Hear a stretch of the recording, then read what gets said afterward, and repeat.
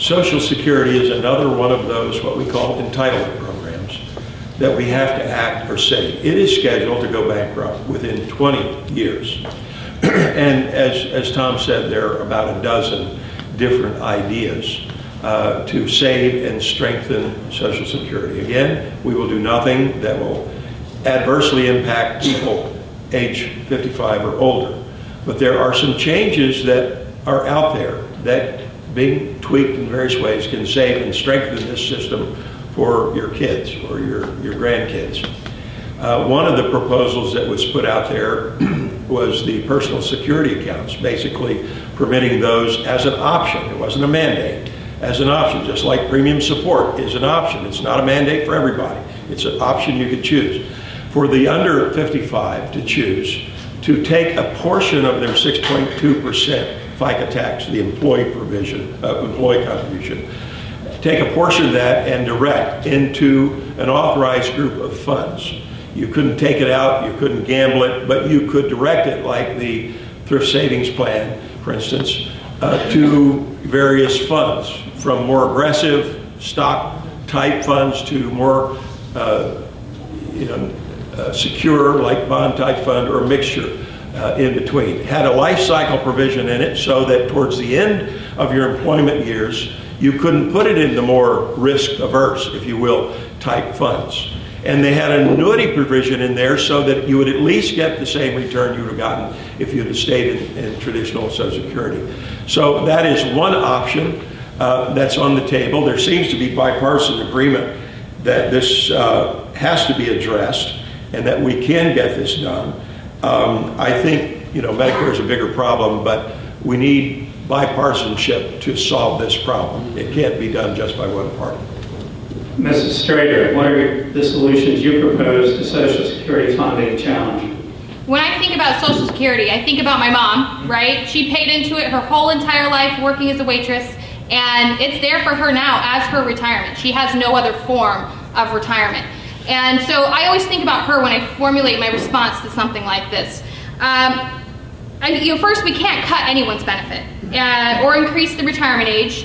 I think about my mom trying to lift those heavy trays the rest of her life, and it doesn't make sense. But there's something that we can do. There's some people that want to tax 100% of someone's income, but I think there's a balanced approach here. I think that if we raise the cap to $133,000, which is fair, that we don't hurt those who are most in need, and yet we don't go out of control raising taxes. And I think this is an option that most Pennsylvanians could live with. But if Mr. Pitts has his way, we're going to take too many risks with people's money on Wall Street. This program is designed to be an insurance policy. And putting that money on Wall Street is a recipe for disaster. Can you imagine what it would be like had we done that in 2008 or 2009? How do we go about potentially leaving millions of Americans vulnerable? Congressman Pitts, you have 30 seconds to ask a question of Mrs. Strader's comment. Well, if you would put your funds in an annuity, even in those years, you would get at least a 7-8% return on investment. So I think over the long run, when you're talking 40 years work history, you will get more of a return from the private sector than you will get from government treasuries. But there are mechanisms you can put in place so that you protect yourself from downturns, as I mentioned, in the stock market.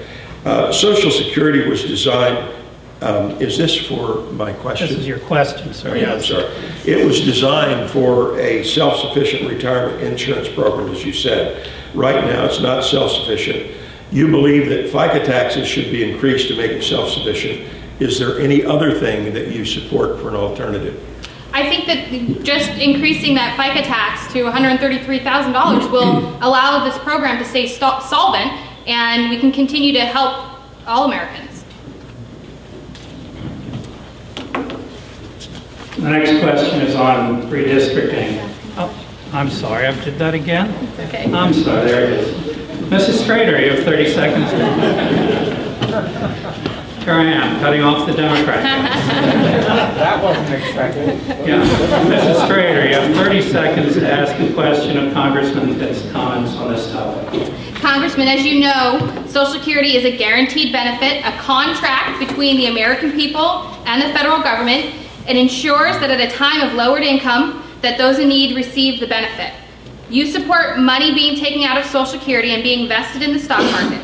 If we experience another Wall Street crash like 2008 and 2009, millions of people could have their entire retirement wiped out. How do we afford to take care of what could be a massive wave of people now in poverty? Would the rest of us who kept our money in Social Security now have to pay for the risk of those who played it on Wall Street? When Social Security was first enacted, the payroll withholding was 1%. The life expectancy was 65, and that's when you could start retiring. There were some 140 workers for every recipient. Today, there are only 3 for every recipient. And you know what we're paying on withholding. And now Aryanna's proposed to raise the amount for raising the cap on withholding taxes. I think that we can do this in some minor ways as far as raising the eligibility age. She said she's against that, maybe raising it 2 months a year until it is up a few years, with the life expectancy being so much more today.